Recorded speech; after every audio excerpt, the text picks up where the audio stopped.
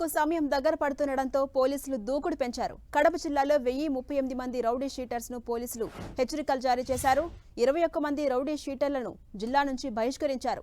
ఇవాళ సాయంత్రం నుంచి జూన్ 7వ తేదీ వరకు జిల్లాలో అడుగు పెట్టకూడదని హెచ్చరించారు. 131 మంది రౌడీ షీటర్స్ ను హౌస్ అరెస్ట్ చేశారు.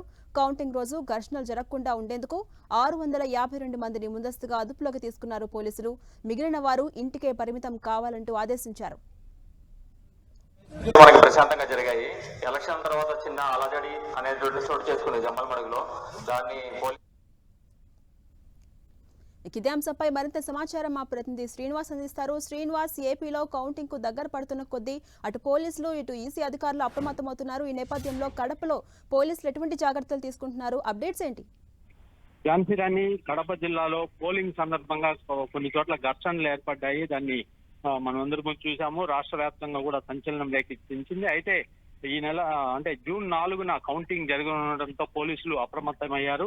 ఆ రోజున ఎటువంటి ఘర్షణలకు తావు లేకుండా జిల్లా వ్యాప్తంగా కూడా 1038 మంది రౌడీ షీటర్ల మీద ఆంక్షలు విధించడం జరిగింది. మొత్తం 21 మంది రౌడీ షీటర్లను జిల్లా నుంచి బహిష్కరించారు. ఈ నెల జూన్ 7 వరకు కూడా వాళ్ళు జిల్లాలో అడుగు పెట్టకూడదని ఆదేశాలు అయితే జారీ చేయడం జరిగింది. మొత్తం 652 మంది రౌడీ షీటర్లను అదుపులోకి తీసుకున్నారు.